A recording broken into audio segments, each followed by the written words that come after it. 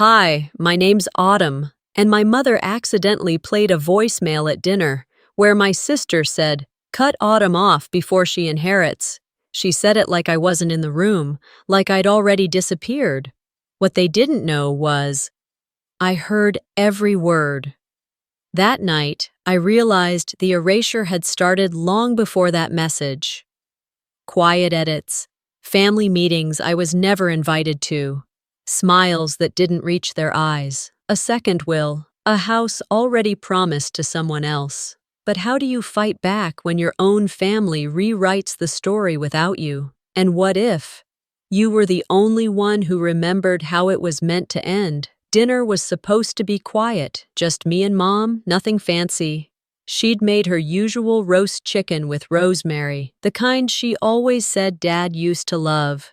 The house still smelled like him in the corners no one cleaned often. I was trying to keep things light, talking about the rhododendrons in the front yard, the ones Dad planted when I was 12. Now, it wasn't going anywhere meaningful, but at least it wasn't hostile. Mom kept her eyes on her plate mostly, nodding here and there like a woman who'd learned to survive by saying little and remembering less. It had been 3 weeks since I moved back in, after I was laid off and couldn't cover rent anymore. The plan was temporary, but even temporary feels heavy when your name's not on anything. We were just starting dessert, store-bought peach pie I brought home to look like I was contributing, when her phone buzzed on the counter. She got up to check it. I didn't think anything of it until I heard my sister's voice, loud and unmistakable. "Cut Autumn off before she inherits. She's too soft for this. Just do it, Mom." Time folded in on itself. My fork clattered against the ceramic. Mom froze mid-reach, face pale, lips parting like she meant to say something but couldn't.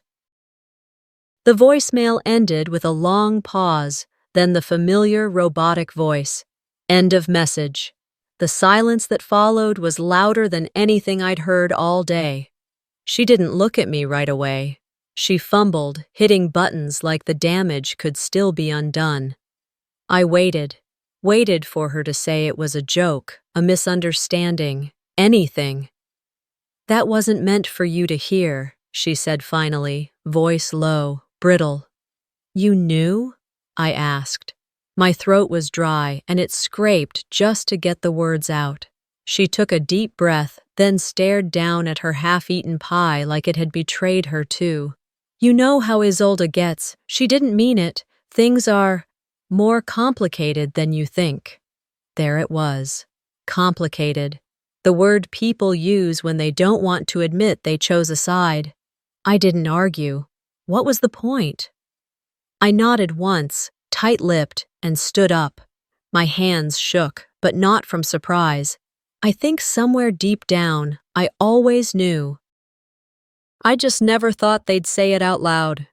I walked upstairs, past the photo wall lined with curated memories, vacations I'd paid for, parties I'd helped throw, smiles I now realized were half posed and half lies.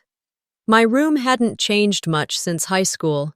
Same floral wallpaper, same bookshelf with a dusty copy of Jane Eyre I used to pretend I liked. I sat on the edge of the bed and opened my phone. Isolde had texted me earlier that week, asking if I could spot her just a little, until her gallery sold more prints. There were dozens like it, money for rent, dog surgery, lost debit cards. She never paid me back, but always added a "love you, sis" at the end, like it made it okay. I scrolled up far back until I found the message I never sent. It was to Dad, drafted the week after he died. I'd written, "I wish you could see how they're treating me now, how fast the walls closed in once you were gone. I miss your steadiness, the way you saw me without needing to fix me." I never hit send, never had anywhere to send it to. The room felt colder than it had 10 minutes ago. I tucked the phone under my pillow and lay down fully clothed. I didn't cry. I didn't scream. I just stared at the ceiling and felt the invisible thread that used to connect me to them snap like cheap twine. They were cutting me out. Not just of money or property. Those things never meant much to me anyway, but of belonging, of story, of legacy. And the worst part? They thought I wouldn't do anything about it. I stared at the ceiling long after the screen of my phone went dark beneath the pillow. The words I never sent to Dad were still ringing in my chest, louder somehow than the voicemail I couldn't unhear. That one line from Isolde had stripped years of denial off my bones. I wasn't just overlooked, I was being erased, quietly, intentionally.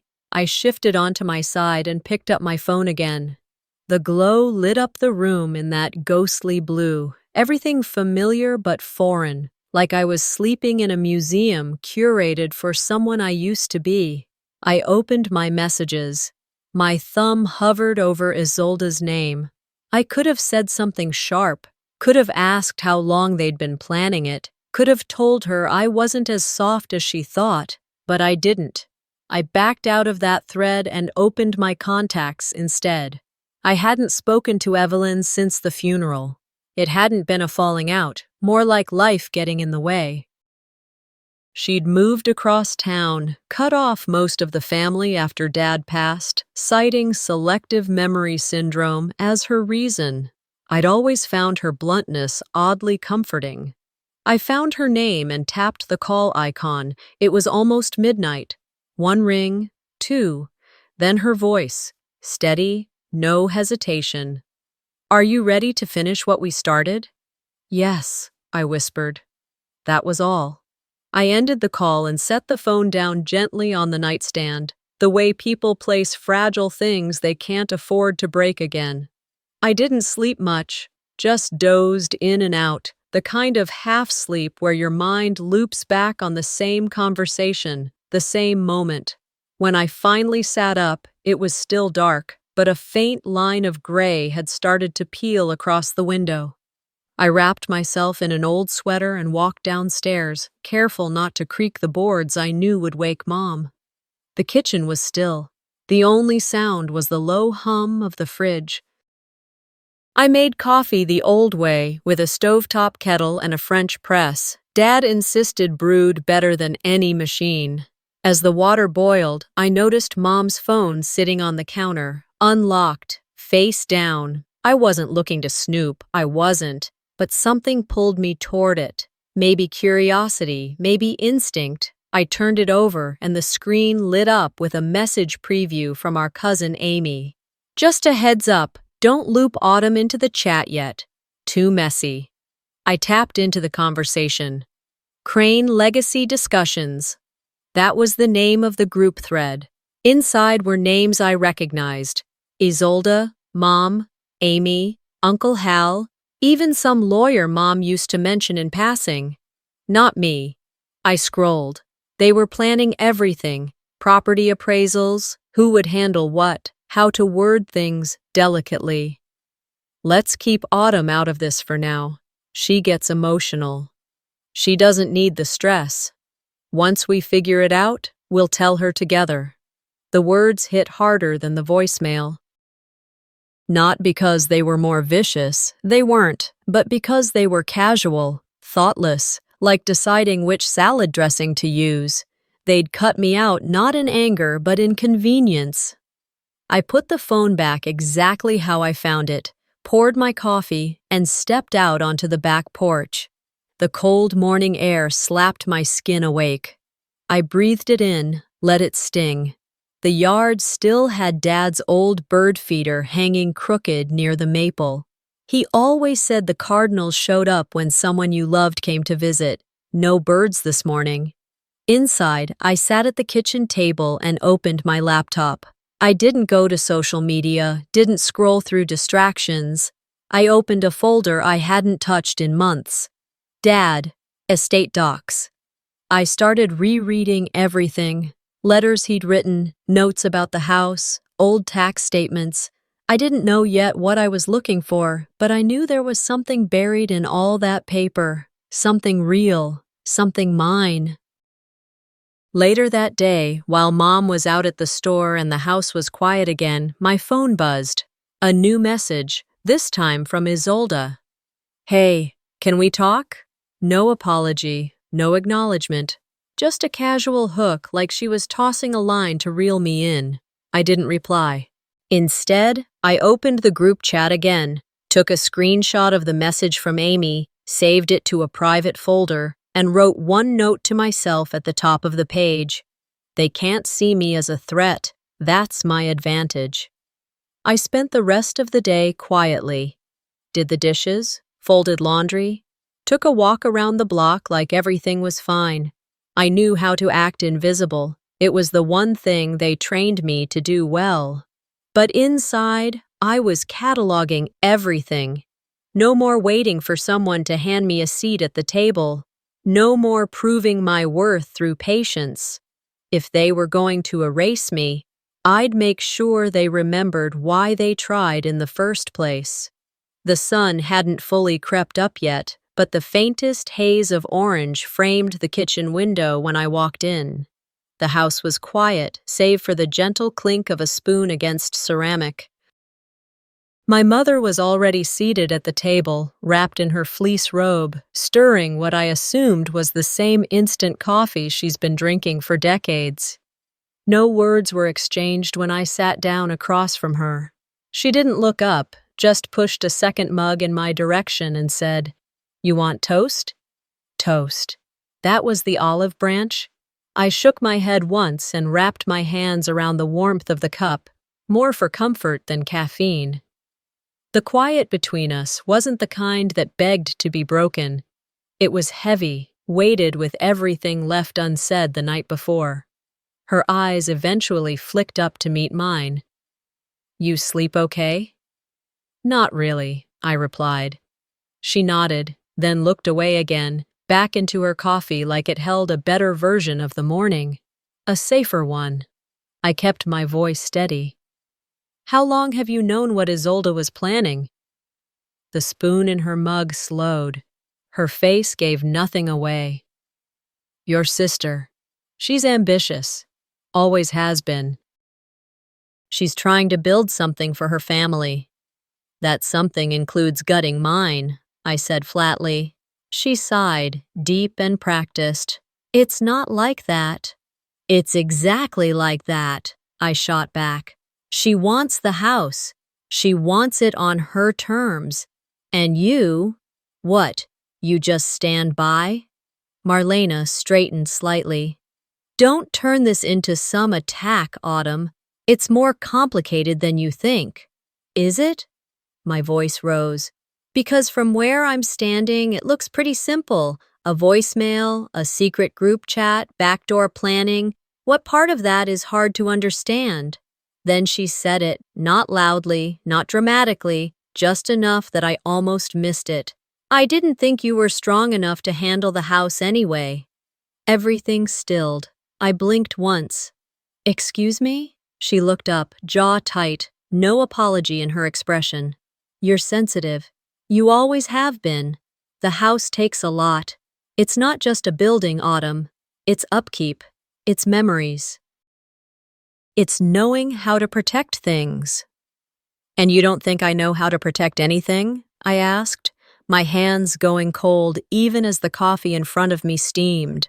She looked tired, not regretful, just worn down by a life of excusing her own indifference.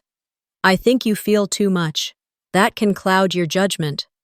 That's when I knew she didn't just exclude me because Isolde pressured her. She excluded me because she never truly saw me as part of the foundation. I was the fragile vase on the side table, pretty to look at, but not meant to carry anything heavy. I stood, quietly, took my coffee with me, and walked through the hallway toward the garage. The floor creaked in all the usual places Dad used to mutter about fixing next weekend, though next weekends never came. The garage was colder than I remembered. Dust danced in shafts of light that slipped through the edges of the wooden door. I turned on the bulb overhead. It flickered, humming like it had something to say but wouldn't commit. I approached the workbench first. The tools were mostly untouched: wrenches, screwdrivers, a box of rusted nails. I ran my fingers along the old vice grip he used to call the third hand. Then I turned to the corner, to the door that had stayed locked since he passed. His study. Mom said she couldn't bring herself to open it, that it was too much. But if I'd learned anything lately, it was that her too much meant not worth facing. The key was still hanging on the nail beside the breaker box. I hadn't noticed it until now. I took it down and held it for a moment, the weight of it grounding. I didn't open the door. Not yet. Just held it, palm tight, until the edge left an imprint I could feel in my skin. Back inside, I passed Mom in the kitchen again. She didn't ask where I'd been. I went upstairs and sat on the edge of the bed, staring at the key. They didn't think I could handle the house. But I'd already carried the weight of being invisible for 34 years. I wasn't weak. I was convenient to underestimate. I waited until Mom left for her morning walk before I grabbed my keys and coat. No note, no explanation, just silence, the kind that had become our default. The air outside still carried that crisp October edge, biting but not punishing. I pulled out of the driveway and headed toward the Willamette River, a route I hadn't taken in years. Evelyn had chosen the cafe. Tucked between a bookstore and an antique shop, it barely had a sign out front, just a chalkboard with half-faded letters and the smell of strong coffee drifting out onto the sidewalk. She was already seated when I walked in, back straight, one hand cupped around a ceramic mug, the other resting lightly on a yellow legal pad. "You cut your hair," I said, sliding into the seat across from her. She didn't smile, but her eyes softened. "You cut ties. I figured we're both making changes." I let out a breath. "Thank you for answering the phone." "You didn't say much," she replied, not accusing, just stating a fact. "I didn't need to." Evelyn nodded. "No, you didn't." The server came by and poured me a cup. I didn't need to order. Evelyn always knew what I drank. "Black, no sugar." She waited until he walked away before speaking again. "Your mother did this to me too," she said, calm as the steam rising from her drink. Different decade, same silence. I blinked. "She cut you out?" "She and your uncle, yes. After your grandfather passed, I was supposed to inherit the cabin upstate. I was the one who took care of him when he got sick. The one who handled the estate paperwork when no one else could look him in the eye. What happened? They said I wasn't stable, that I was too emotional." Evelyn raised an eyebrow. "Sound familiar?" I nodded slowly. "They told me the cabin needed someone with a long-term vision," she added. Translation, someone they could control. She didn't speak with bitterness. She didn't need to. The hurt had calcified into something quieter, resolve, maybe, or acceptance, but I could still hear the echo of it, even if her voice didn't crack. "I thought you walked away," I said. "I did." After they made it clear I was disposable, I let them own their choices, but I didn't forget, and I didn't forgive. I stirred my coffee, even though there was nothing in it. Evelyn leaned forward, voice low but firm. "Whatever they've done to you now, Autumn, you don't owe them grace. Not if they haven't earned it." She slid the legal pad toward me. On it were scribbles, dates, names, reminders. At the bottom, in bold letters, she'd written, "If they're rewriting history, start from the original draft." We didn't talk much after that. Sometimes, the most meaningful conversations end quietly. I left the cafe with a copy of the original trust plan she'd kept, one Dad had mentioned but never finalized. It wasn't legal proof, but it was a map, and that was enough for now. Later that afternoon, back at the house, I pulled into the driveway just as Rosa was walking past. She lived a few blocks over now, retired, still sharp as a tack. She paused when she saw me. Hola, mija, she greeted, eyes crinkling. You back for good? I smiled faintly. Trying to be. She glanced toward the house, then stepped closer. I heard things families talk. I nodded, not pressing. She lowered her voice. Your father once told me, when you were maybe 14, that one will keep this house standing one day. He said it like a promise. Something in me cracked, but not painfully, more like the sound of a sealed window finally being opened. Fresh air, cold truth. Thank you for telling me that, I whispered. Rosa touched my arm gently before continuing down the street. Inside, I dropped my coat on the banister and went straight to the study door. The key I'd found still sat on my nightstand. I retrieved it, walked back, and stood there for a long moment. I didn't open it yet, not out of fear, not anymore, but because when I did, I wanted it to be with full clarity, not as the girl everyone assumed I was, but as the woman I was becoming. They'd built a system where silence kept the peace and exclusion preserved control, and I had played into it for years. I had let them, but not anymore. If this house stands, it won't be because I was invited to stay. It'll be because I reclaimed it, floorboard by floorboard, memory by memory. I spent the next 2 days going through boxes, papers, and digital files, chasing whispers of my father's intentions. The key Evelyn gave me didn't just unlock the study door, it opened a vein. I didn't sleep much, not because of fear, but because my mind couldn't sit still knowing the truth was out there somewhere, waiting to be reclaimed. It was Saturday morning when I returned to Evelyn's home. She lived just outside the city in a one-story craftsman tucked behind overgrown hedges. The house smelled faintly of eucalyptus and old paper. She'd always kept things tidy, but never sterile, like the place was meant to be used, not preserved.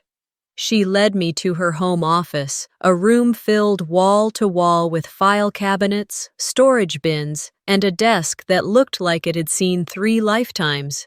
No one else ever saw this, she said, unlocking a bottom drawer with a small brass key. Her fingers moved deliberately, unearthing a manila envelope with my father's name handwritten in his familiar slanted print. She placed it in my hands like a fragile artifact. Inside was a notarized copy of my father's will, dated just 3 months before he died. And there it was, in black ink on official letterhead. The property at 2732 Alberta Street, Portland, Oregon, is to be transferred solely to my daughter, Autumn Crane, upon my passing. No conditions, no clauses, just a signature and a quiet confirmation of something I hadn't let myself believe until now. Then what happened? I asked, my voice flatter than I expected. Maybe part of me already knew. Evelyn leaned back, her hands folded. What always happens. Someone rewrote the story when no one was watching. I didn't cry, I didn't curse. I just scanned the document again, slower this time, burning it into memory. Then I took out my phone, photographed each page, uploaded them to a secure folder, emailed them to myself and Evelyn, and saved copies to 2 different cloud drives. And then I waited. I didn't storm into Mom's kitchen waving papers or send the scans to Isolde with a snarky subject line. No dramatic declarations. I was past the point of needing their reactions to validate my position. On Monday afternoon, I was folding towels in the laundry room when the doorbell rang. I opened the front door to find a delivery man holding a thin white box, no return address. I signed and took it inside. The card inside was short, printed, not handwritten. Families forgive, move on, let's be civil. No name. Under the card was a bouquet of carnations, faded, edges browning, petals sagging from lack of care. They looked like they'd been chosen not for beauty but convenience, like someone told her to send something, and she handed the task off to an assistant. I didn't hesitate. I carried the box to the backyard, dumped the flowers into the compost bin, and dropped the card in after them. Not in anger, not even disgust, just finality. She still thought I was the girl who cried over not being invited, the girl who forgave too quickly because she didn't want to rock the boat. But I'd stopped knocking, stopped asking, and I had no intention of standing on a porch that wasn't built for me in the first place. That evening, I sat at my father's desk in the study, my study now, and reread the will. I imagined him sitting where I sat, considering each word carefully. He hadn't written it out of favoritism or pity. He'd done it out of trust. The house had always been more than walls and wood to him. It was a living archive, a place for second chances, a vault of stories, good and bad. He hadn't left it to me as a gift. He left it as a charge. My phone buzzed. A text from Isolde. "Hope you got the flowers. Let's talk?" I locked the screen without replying. She may have rewritten the will, but I was about to revise the ending. By Monday morning, the weight of the document sat heavier than any insult I'd ever absorbed. Evelyn had gone over every inch of the will with me, highlighting the language, double-checking the signatures, pointing out the seal and the date. She was meticulous, and that grounded me. But nothing steadied me more than the look she gave me when we stood in front of the law office on Alder Street. "You're not here to ask for anything," she told me, straightening the collar of her coat. "You're here to reassert what was already yours." I nodded. We stepped inside. The office of Wexler Briggs was understated, gray walls, walnut trim, and a faint scent of old leather and ink.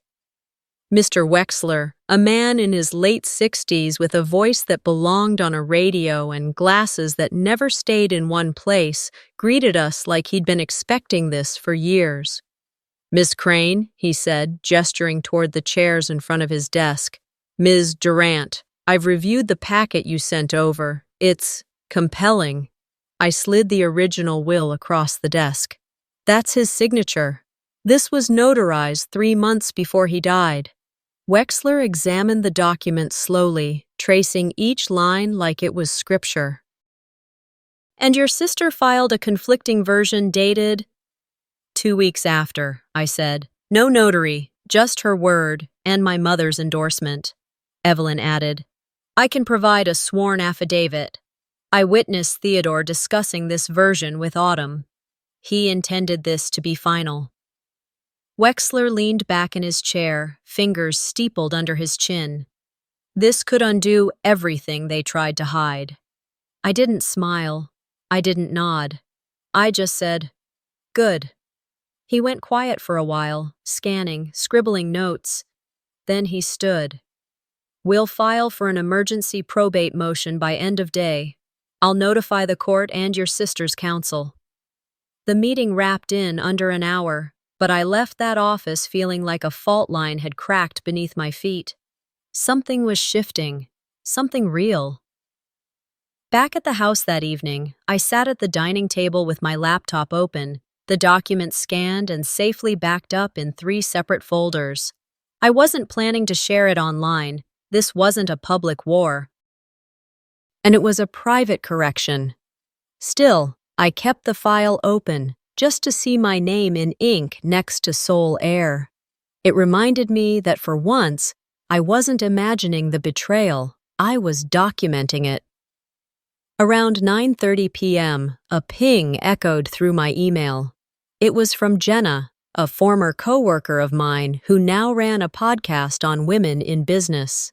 The subject line read, "Isolde, really?" I clicked the link. The video had been posted just hours earlier and was already gaining traction. Isolde sat on a blush velvet couch, camera ready, manicured and polished as ever.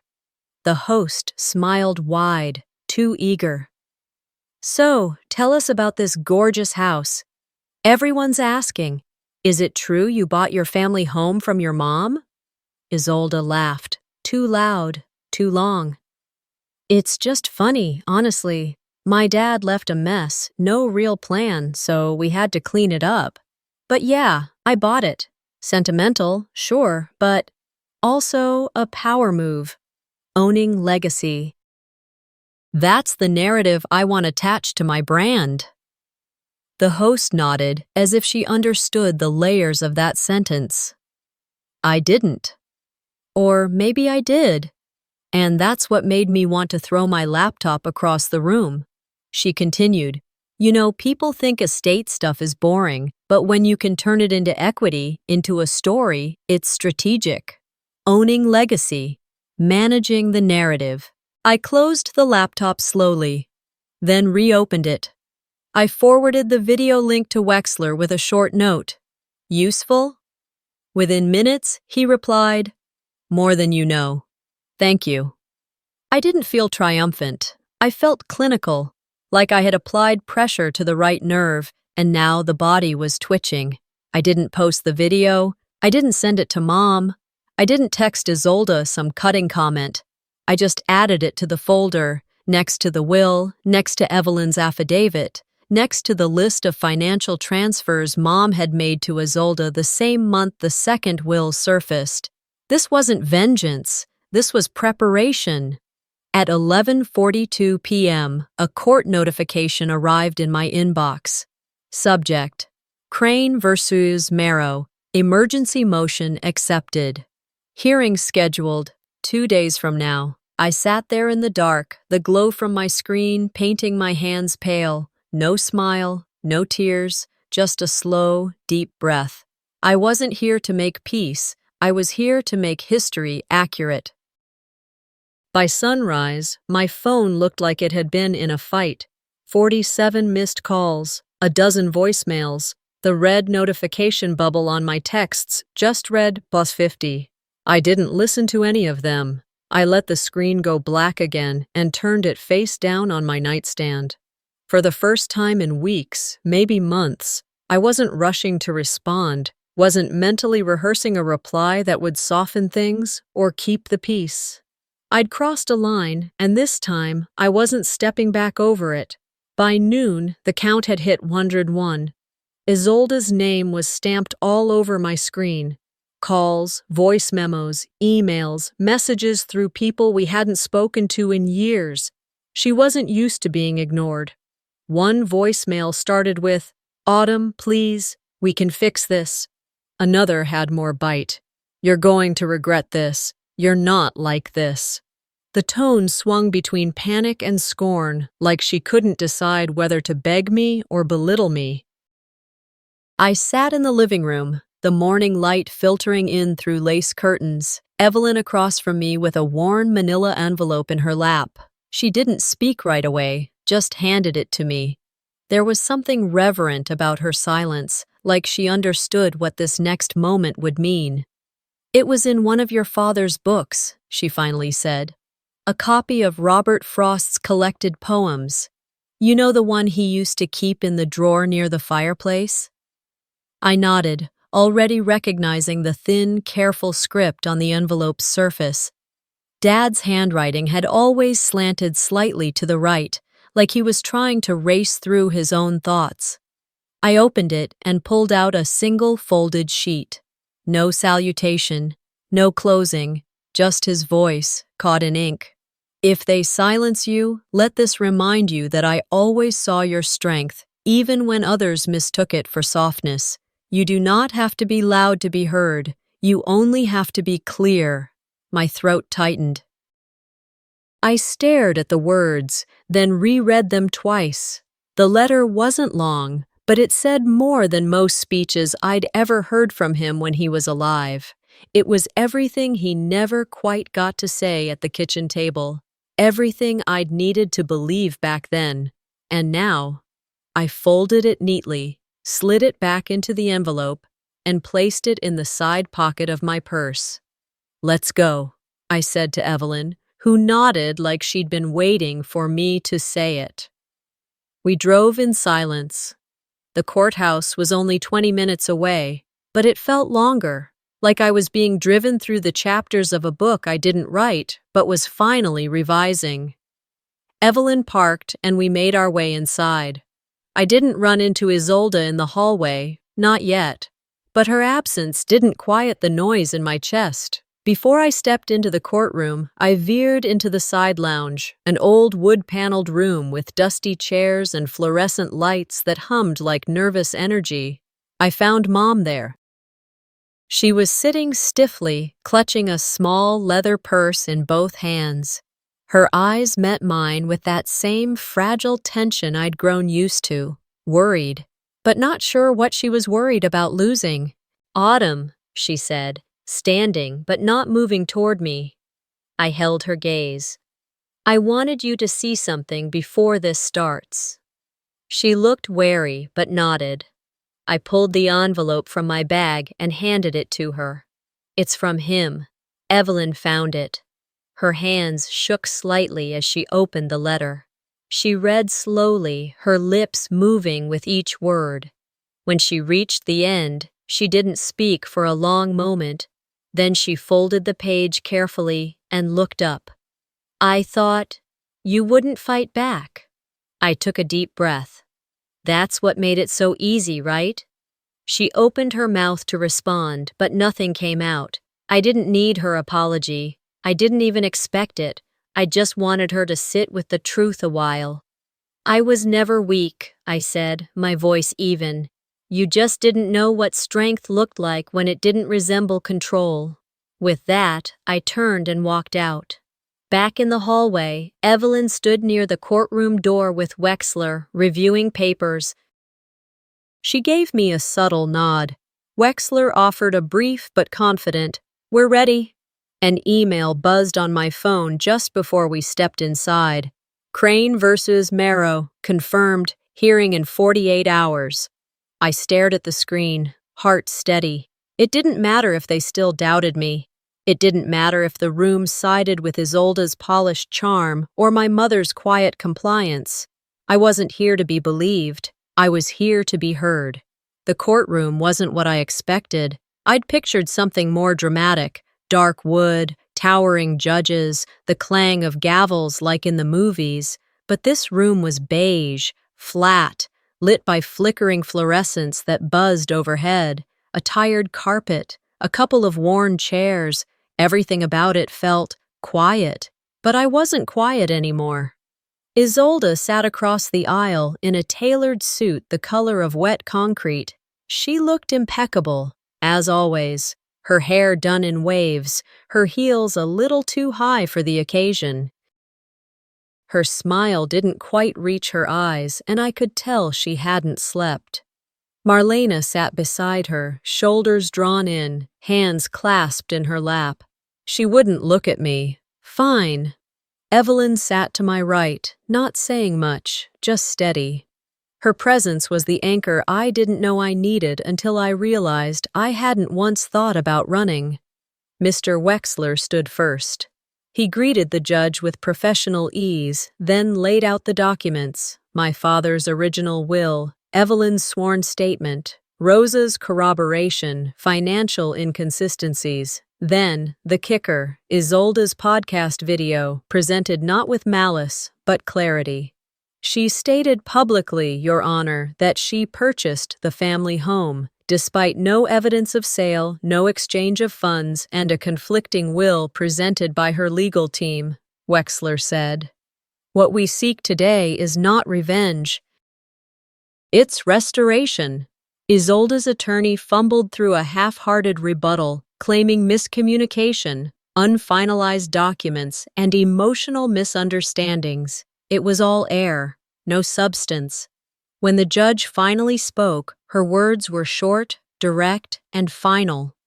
The house at 2732 Alberta shall remain the legal property of Autumn Crane, effective immediately. Isolde's face didn't move, but her posture collapsed. Marlena exhaled something between a sigh and a prayer. I felt nothing, no thrill, no joy, just the even calm of justice landing. As we left the building, a few reporters lingered outside. They tried to ask questions. I kept walking. I wasn't there to give them a headline.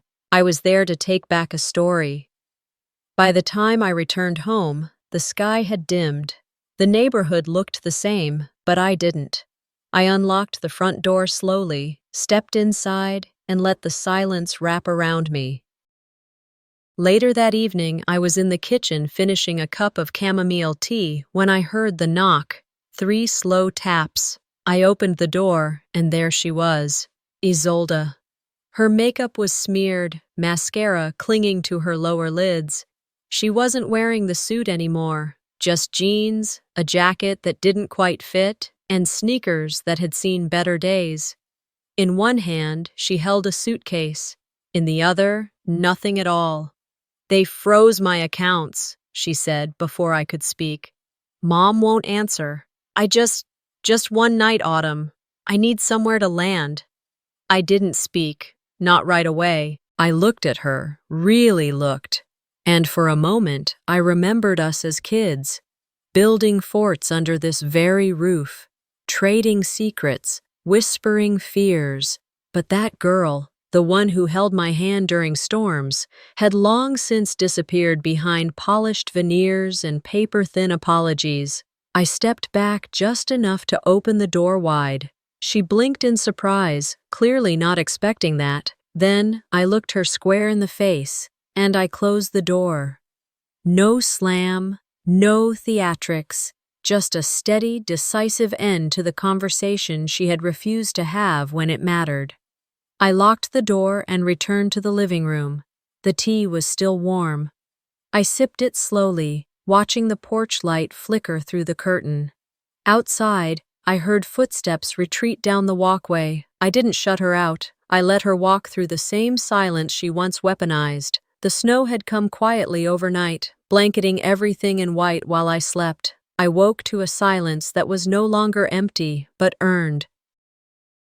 The kind of quiet you get when the battle is over, not because it was won loudly, but because you no longer needed to raise your voice. I padded barefoot across the hardwood floor, the chill nipping at my heels as I made my way to the kitchen. The kettle whistled low and steady. I filled my mug, wrapped my hands around the warmth, and stood at the window watching the light shift through the old maple trees out back. The house felt different, not cleaner, not newer, but more mine. I moved through the living room slowly, taking stock of everything that had survived.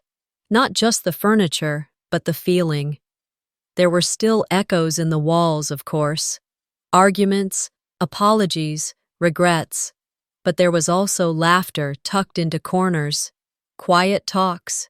Long ago afternoons when Dad would read on the couch and I'd color on the rug.